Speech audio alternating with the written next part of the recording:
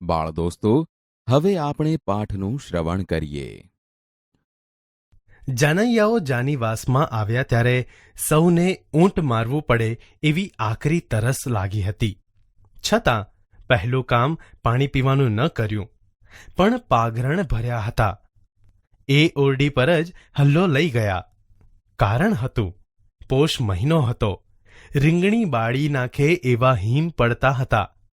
તેમાં વળી ભોગજોગે જાનને ઉતારો પણ ભાદરના મધવહેણ ઉપર જડુંબી રહેલા દરબારગઢમાં મળ્યો. પછી તો ટાઢની કાતિલ અસરનું પૂછવું જ શું? હજી તો સમી સાંજ હતી. જાનના સામૈયા પણ નહોતા થયા. ત્યાર પછી જમી કારવી સુવા જવાને તો હજી બહુ એકની વાર હતી. પણ તરસ લાગે ત્યારે કૂવો ખોદવા બેસાય છે.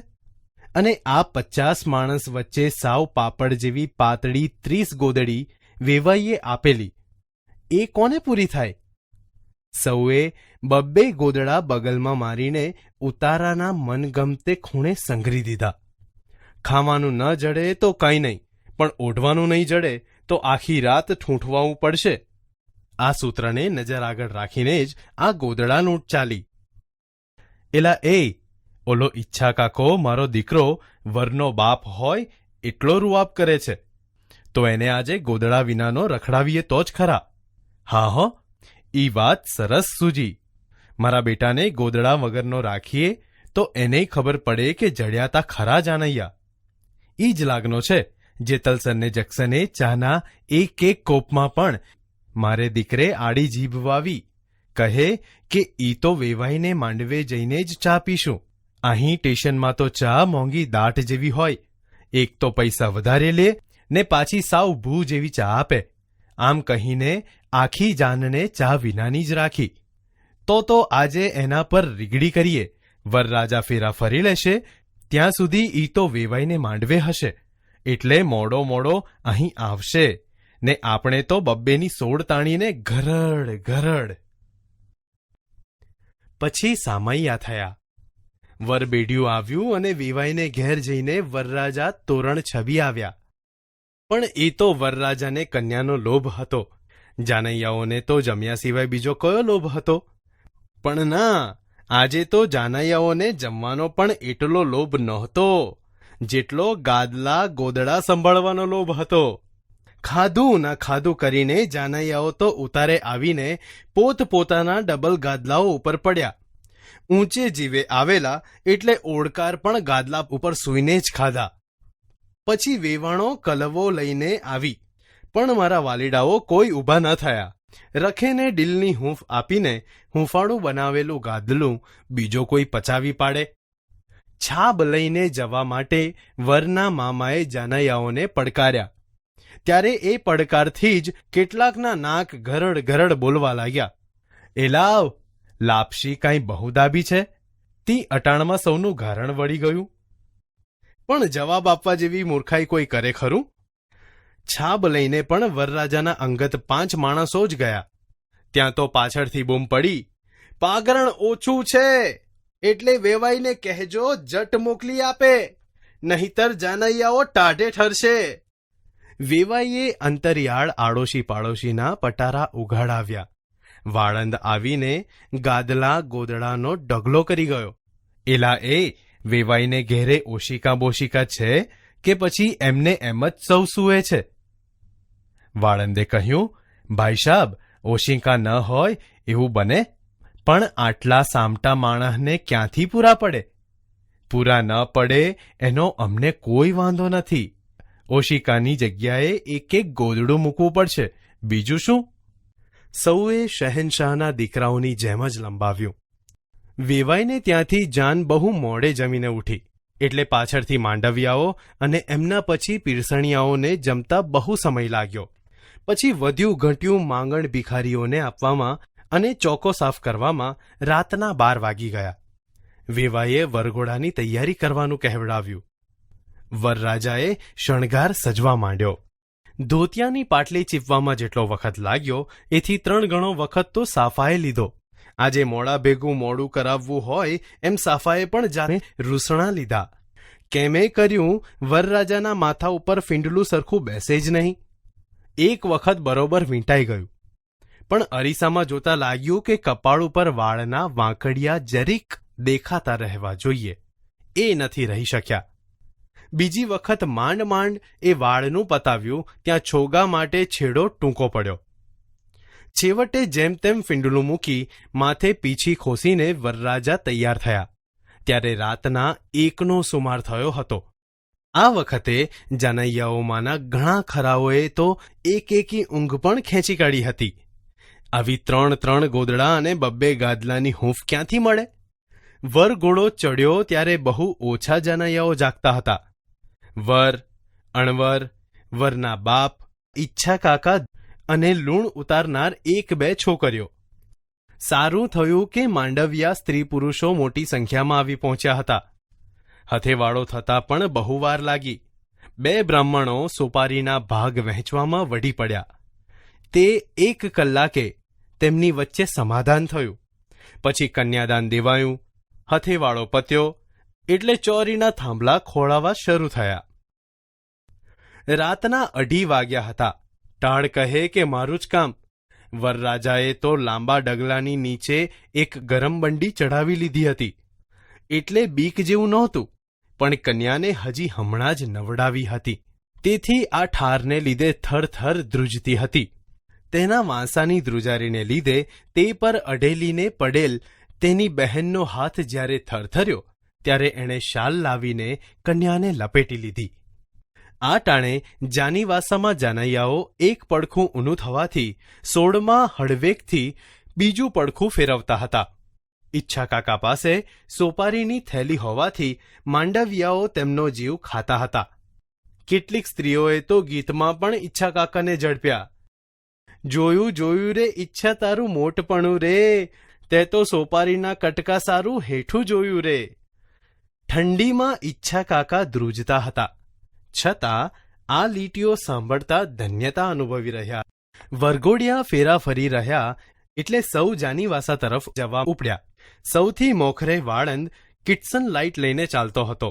પાછળ વરઘોડિયા, એની પાછળ અણવર, ઈચ્છા કાકા અને બીડા લેવા માટે વેવાઈ પક્ષનો સ્ત્રી વર્ગ ચાલતો હતો. ઉતારામાં અત્યારે નસકોરાનો અવાજ ન ગણીએ તો સાવ શાંતિ હતી. ગોર મહારાજે ગોત્રેજના ચાંદલા આગળ દીવો કર્યો અને 2 માટલીઓ ગોઠવી. વરઘોડિયા કોડી રમવા. ઈચ્છા કાકાએ પોતાનો સોંપાયેલો હવાલો હજી છોડ્યો ન હતો. કોડીની રમત રમાઈ રહી એટલે વેવાણોએ બીડા માંગ્યા. ઈચ્છા કાકા સિવાય બીજો કોઈ પણ માણસ એવી શક્તિઓ નહોતો ધરાવતો જેને નાણાં વિષયક જવાબદારી સોંપી શકાય. હવે બન્યું એવું કે બીડા લેનારી વેવાણોની સંખ્યા ધાર્યા કરતાં ઘણી મોટી નીકળી પડી. એ સૌને જુદી જુદી રકમના બીડા જમણા હાથની મુઠ્ઠીમાંથી ડાબી હથેળીમાં બરોબર 2 વખત ગણીને આપવા જતા ઘણો સમય વીતી ગયો.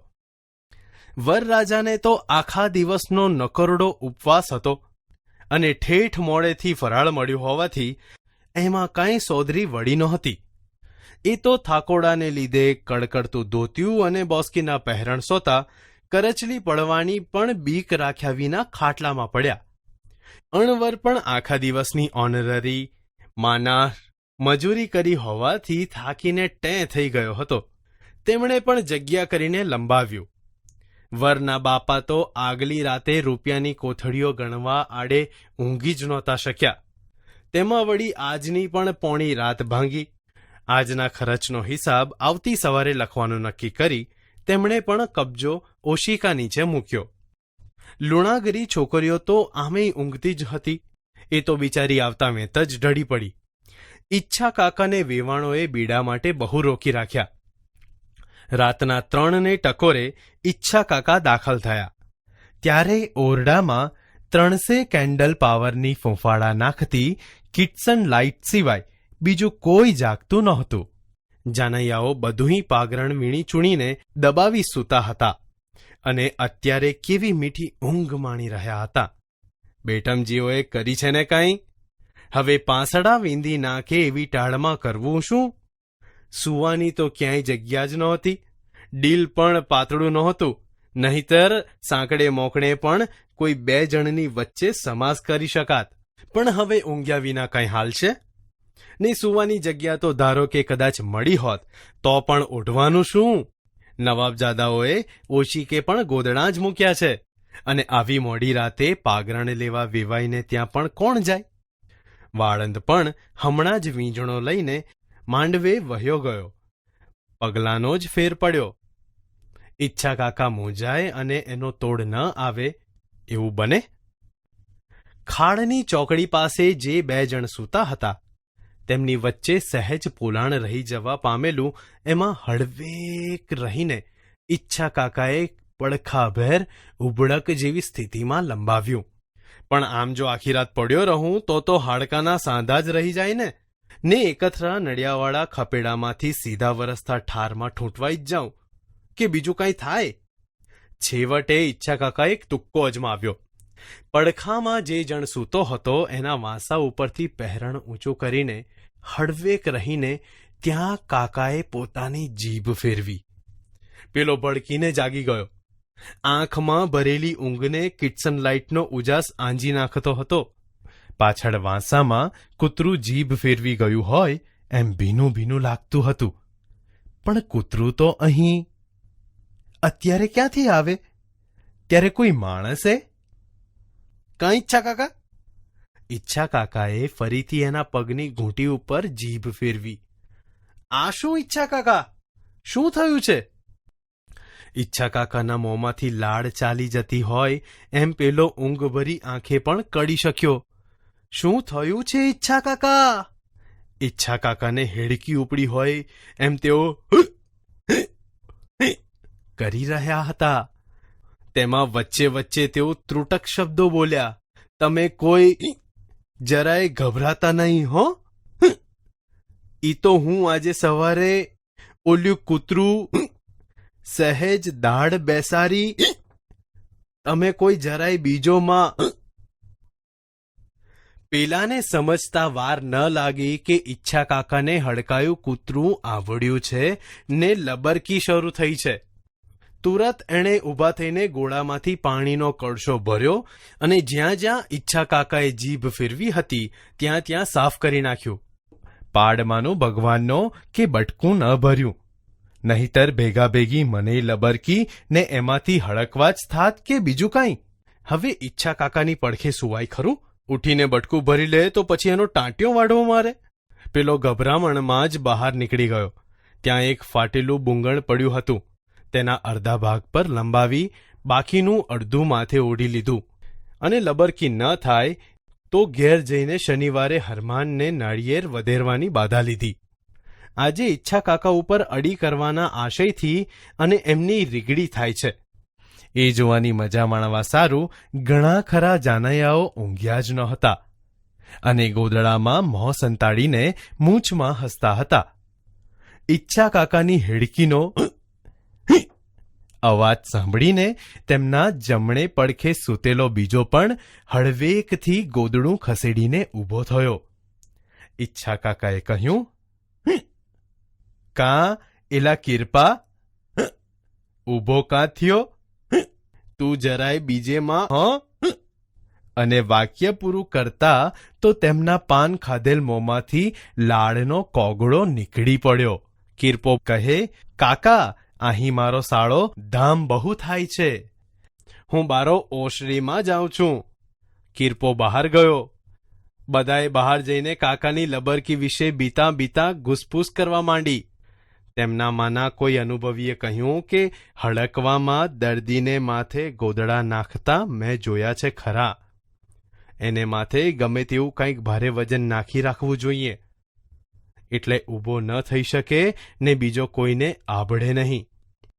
સૌના પેટમાં ફળક ફળક થતું હતું કે આપણે તો સવાર સુધી જાગતા જ બેસવું છે એટલે વાંધો નહીં, પણ ન કરે નારાયણને આ બીજા ઊંઘનારામાંથી કોકને ઈચ્છો કાકો દાઢ બેસાડી દઈએ તો રામ કહાણી જ થાય ને.